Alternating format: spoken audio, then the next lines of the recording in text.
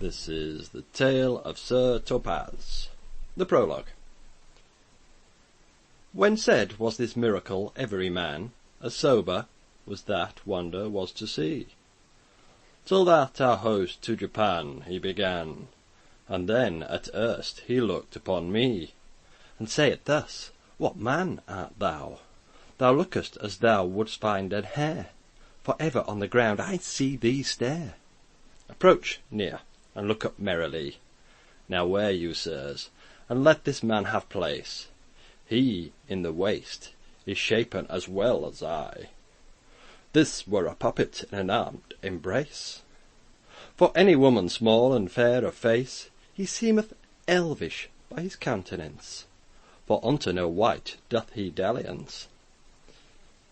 Say now somewhat, since other folk have said, tell us a tale of mirth, and that anon.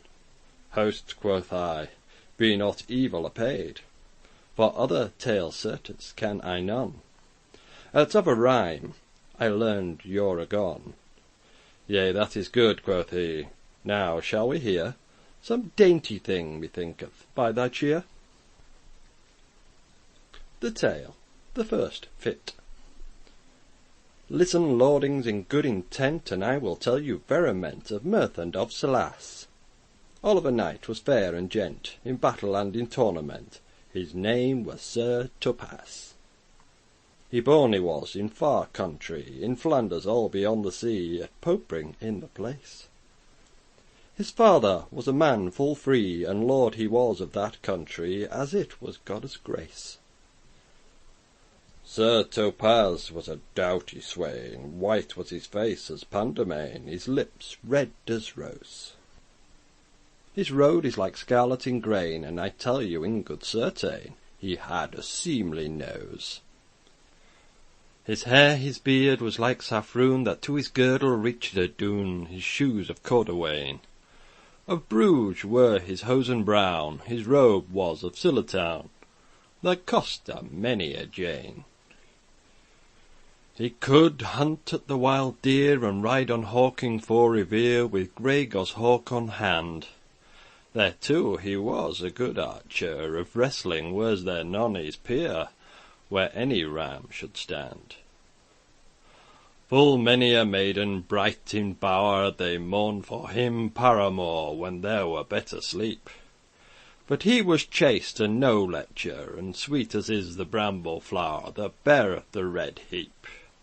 And so it fell upon a day, for sooth as I tell may, Sir Topaz would outride.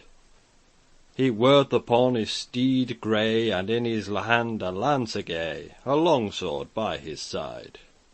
He pricked through a fair forest, wherein is many a wild beast, yea, both buck and hare. And as he pricked north and east, I tell it you, him had almost betide a sorry care.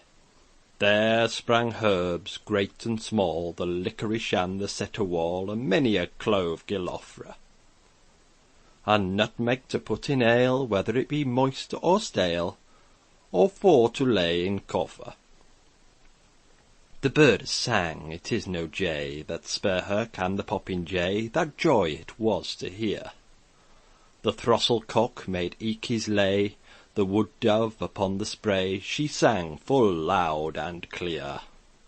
Sir Topaz fell in love longing, all when he heard the throstle sing, and pricked as he were wood. His fair steed in his pricking so sweated that men might him bring, his sides were all blood. Sir Topaz eke so wary was, for pricking on the softer grass, so fierce was his courage, that down he laid him in that place, to make his steed some solace, and give him good forage. Ah, Saint Mary, benedicti, what aileth thilke love at me, to bind me so sore? Me dreamed all this night, pardie, an elf queen shall my leman be, and sleep under my gore. An elf queen will I love, I wis, for in this world no woman is worthy to be my make in town. All other women I forsake, and to an elf queen I me take, by dale and eke by down. Into his saddle he clomb anon, and pricked over stile and stone an elf-queen for me to spy, till he so long had ridden and gone that he found in a privy one that country of Faery so wild, for in that country was there none that to him durst ride or gone, neither wife nor child.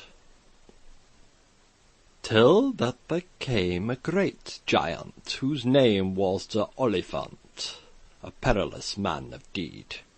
He said, Child, by Termagant, but if thou pricket out mine haunt, anon I slay thy steed with mace. Here is the Queen of Faery, with harp and pipe and symphony, dwelling in this place. The child said, Also may I, that tomorrow will I meet thee, when I have mine armour. And yet I hope, par mes fay, that thou shalt with this lance gay, abayen it full sore, thy maw shall I pierce if I may, ere it be fully prime of day, for here thou shalt be slaw.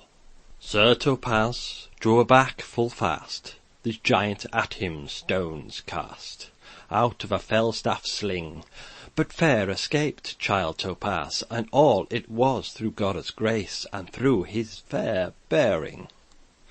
Yet listen, lordings, to my tale, merrier than the nightingale, for now I will you round, how Sir Topaz with cider smale, pricking over hill and dale, is come again to town.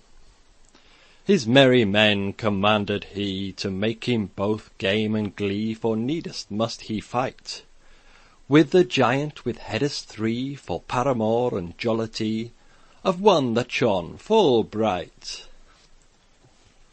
Do come, he said, my minstrels, and guitar for to tell a tales, anon in mine arming, of romances that be royals, of popes and of cardinals, and eke of love longing.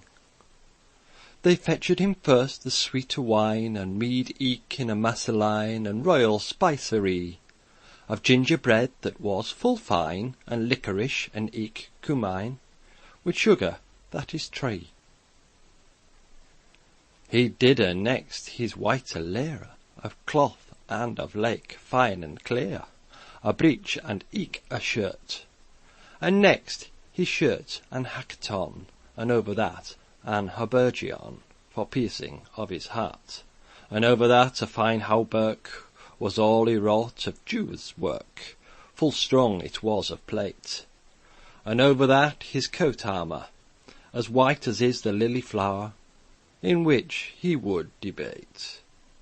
His shield was all of gold so red, and therein was a boar's head, a carbuncle beside, and there he swore on ale and bread, how that giant should be dead, betide whatso betide.